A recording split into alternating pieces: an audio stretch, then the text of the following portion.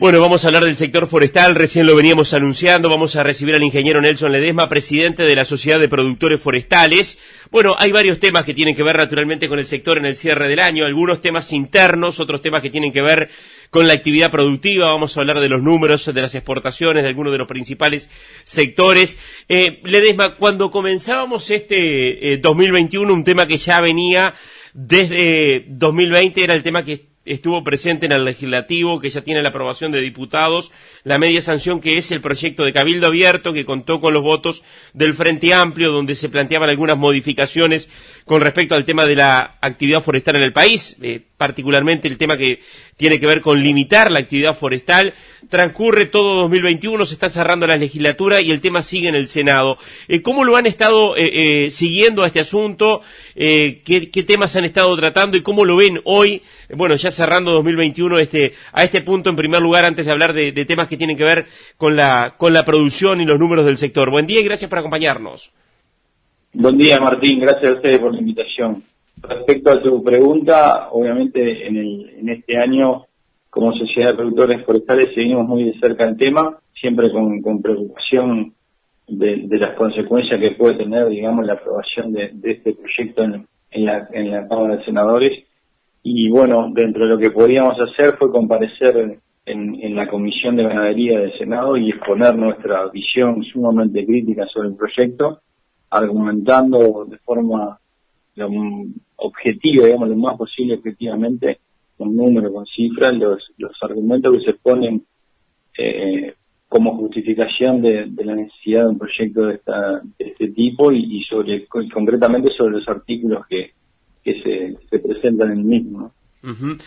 A propósito de eso, ¿cuáles son los elementos que ustedes consideran de este proyecto como elementos que no van a favorecer a la producción o que ustedes no comparten?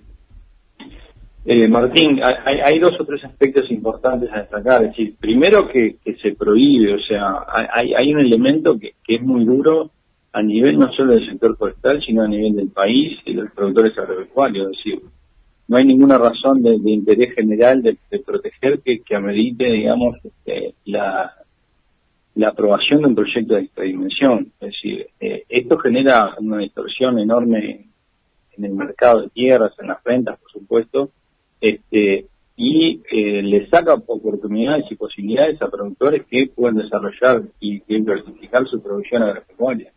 Sin razón ninguna, o sea, no hay ninguna razón. Entonces, es una muy mala señal desde el punto de vista de inversión hacia el exterior. Es decir, las empresas invierten bajo un marco jurídico y un juego de reglas bien claros, y esto se está cambiando totalmente. Hay empresas que ya invirtieron, siguen invirtiendo en el país, y sin ninguna justificación racional y fundamentada se toma una decisión de prohibir una actividad. Eso es referente al artículo 1 que podríamos explayarlo más. ¿Sí? A ver, se dice que bueno, que se foreste solo en los suelos de forestales, pero los suelos de prioridad forestal no son los únicos suelos forestales. El concepto, yo ya lo he manejado varias veces, pero el concepto de prioridad forestal es un concepto político, no técnico. Y entonces, ¿qué pasa? Hay una cantidad de suelos de aptitud forestal, o sea, técnicamente aptos para ser forestados, que están fuera de la prioridad forestal. Entonces, desde el punto de vista racional, sin entrar en lo que es la prohibición de actividad, lo que es la propiedad privada, simplemente desde el punto de vista de optimizar los recursos naturales del país, estarían dejando una cantidad de suelos fuera de la posibilidad de que se emplee el mejor uso, que sería el forestal. Suelos de baja productividad, donde entonces conceptualmente están mal concebidos.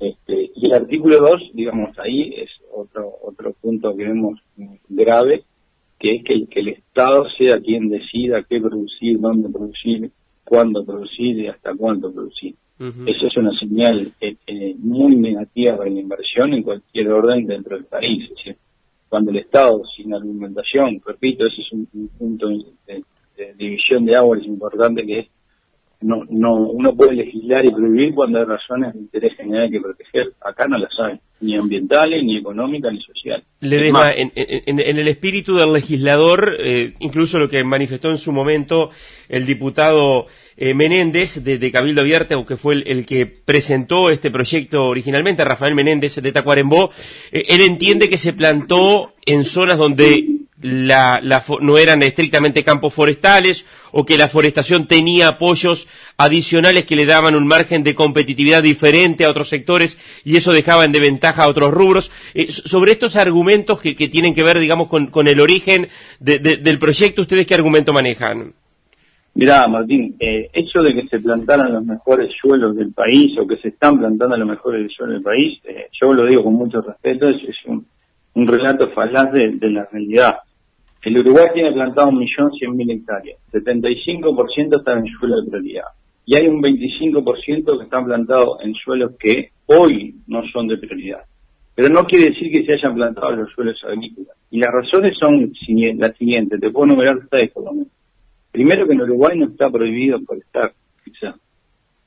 Lo que sucede hoy es que uno planta en el suelo de prioridad forestal cuando va a obtener los permisos, sea en la Dirección Forestal, y básicamente en el Ministerio de Ambiente, los proyectos pasan a ser calidad A, y entonces tiene un proceso de evaluación más sencillo que si uno plantara fuera de los suelos de prioridad forestal, donde el proyecto se declara B y requiere un estudio mucho más exhaustivo de la condición ambiental. Esa es una primera y fundamental razón. Puede haber alguna prohibición en el caso de la aplicación de la ley de ordenamiento territorial en alguna intendencia, o ambientalmente en algún caso de querer forestar algún suelo hidromórfico, que son los suelos que se encuentran en las zonas más bajas de los Pirineos. Esa es una de las razones. La otra razón es que la ley forestal otorgaba al productor que quería desarrollar su plantación, que tomaba como unidad el padrón. Si el 60% del padrón tenía prioridad forestal, una vez que se forestaba ese 60%, se le otorgaba el otro 40% de prioridad forestal. Eso bajo la ley. Después hubo un decreto que cambió y permitió de alguna forma forestar cualquier suelo para generar bosques de abrigo y sombra, pensando en la complementariedad de la forestación en la ganadería. Ahí se puede plantar, o sea, hay suelos que están plantados que quizás no sean de prioridad, pero están bajo el marco legal que existe hoy y que se sigue empleando. Ese mismo artículo cambió una cantidad de suelos que en su momento eran de prioridad forestal, los 9.6 o 9.5 del litoral, que se plantaron bajo la ley forestal, y después bajo ese artículo se sacaron de la ley forestal. O sea, esos suelos siguen plantados.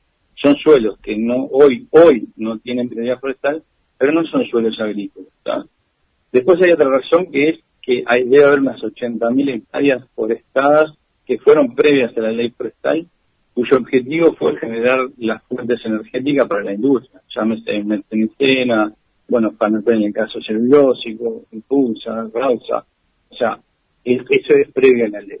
Y después hay otra razón que es ambiental, que es increíble, pero es así, increíble por lo que se cuestiona en la forestación, que es la aprobación a través de proyectos forestales, de la Dirección Forestal y el Ministerio de Ambiente, de plantaciones en suelos que fueron degradados por la realización consecutiva y permanente de agricultura sin medida de conservación. Entonces, ahí tenéis 6 razones por las cuales hoy existen suelos plantados que no son de prioridad forestal, que no quiere decir que sean agrícolas. Nuestra estimación es que los suelos con calidad agrícola, digamos, no deben pasar el 3%, y son productos de toda esta mezcla de los 6 puntos que te mencioné. O sea, decir que se están plantando los mejores suelos no es la realidad. Ledesma, ¿qué ha pasado? Este proyecto, tiene media sanción, como decíamos, está a estudio ahora del Senado. Recién usted hablaba del tema de la situación de la inversión. Esto, durante esta ventana, durante todo 2021 que se ha dado, justamente todo este proceso de análisis en el Senado, aunque el presidente ha dicho que si esto se aprueba, él estaría dispuesto a vetar esto. ¿Esto ha frenado de alguna manera la inversión? ¿Qué impacto ha tenido en la actividad, o no ha tenido, impacto en la actividad forestal? Me refiero al aumento de área. No, por supuesto, Martín, que ha tenido impacto. No lo hemos podido medir porque la realidad de las empresas es diferente y es difícil obtener este número, pero Es decir, las empresas que optaban por hacer arrendamientos forestales, obviamente al estar este cambio de reglas de juegos en condiciones de duda de si pueden salir o no, han parado prácticamente su accionar en ese sentido y están esperando un poco a ver cuál es el desarrollo de este proyecto. Es decir, la gente no mide, digamos, las consecuencias que tiene esto en los proyectos productivos. El sector forestal planifica 40 a 50 años. Las industrias instaladas hoy tienen proyectos de suministro en un rango de 40 a 50 años por delante, y esto obviamente cambia la situación. Y otra cosa importante, Martín, esto lo único que hace es perjudicar a los productores más chicos y medianos. Es decir, las empresas grandes, si no pueden arrendar porque cambie la condición esta, y van a comprar más tierra, o sea, no van a dejar de suministrarle la madera a las plantas porque la inversión es muy importante. Entonces, si uno lo mira desde un punto de vista objetivo, esto favorece la concentración de la tierra de las grandes empresas. Las grandes empresas no van a dejar de enviar madera a su planta. ¿Por qué? Porque han hecho una inversión importante y eso tiene que seguir funcionando. Entonces, lo que se le quita es la posibilidad, o se le limita la posibilidad al productor menor que hoy ve la forestación como una complementación de su actividad agropecuaria, que le permite generar ingresos y reinvertir en su rubro principal, sea la agricultura, la ganadería.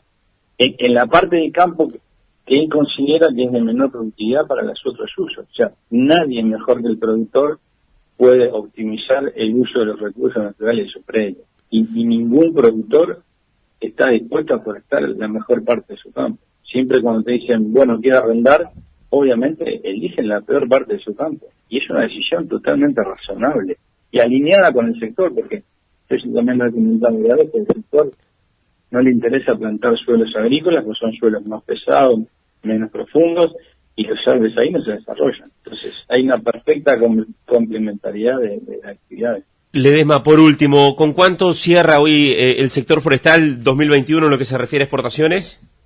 Bueno, no terminamos diciembre, pero yo me animaría a decir que vamos a andar en el orden de los 2.000 o 2.100 millones de dólares, porque serían unos 1.500 millones de dólares de celulosa y unos 600 millones de otros productos que incluyen los rolos de eucalipto, rolos de pino, chips, madera cerrada y contrachapados.